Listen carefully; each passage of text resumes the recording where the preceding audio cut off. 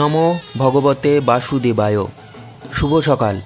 পূর্ব পুটিয়ারি হরিনাম সংকীর্তন সমিতির 52তম বার্ষিক শ্রী হরিশরণ মহোৎসবের আজ 20 নভেম্বর 2025 বৃহস্পতিবার অন্তিম দিবস। এখন সকাল 11টা। শোভাযাত্রা সহকারে মহাপ্রভুর পাদুকা আনয়ন অনুষ্ঠান চলছে। এই শোভাযাত্রা কুদঘাট থেকে শুরু হয়ে উৎসব প্রাঙ্গণ অর্থাৎ পূর্ব পুটিয়ারি প্রগতি সংঘের মাঠ পর্যন্ত এর গন্তব্যস্থল। অসংখ্য ভক্ত অনুরাগী এই শোভাযাত্রায় পা মিলিয়েছেন।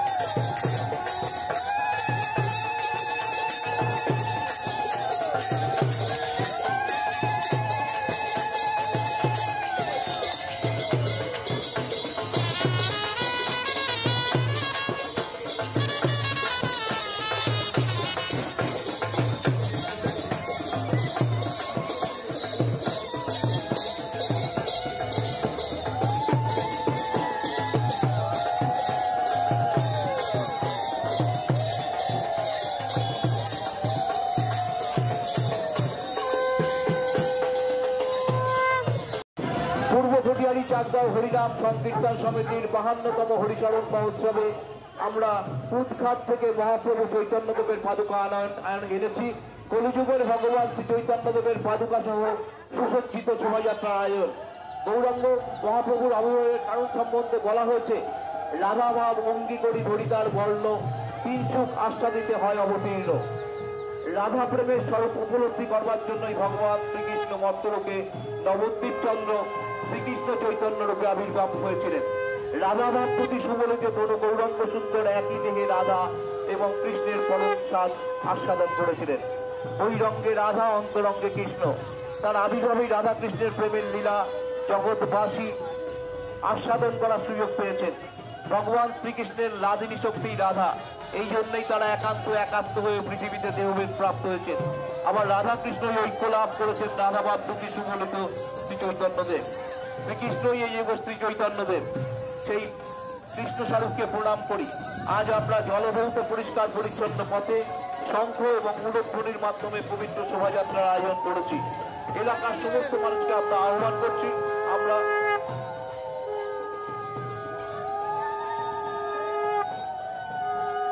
রাধে রাধে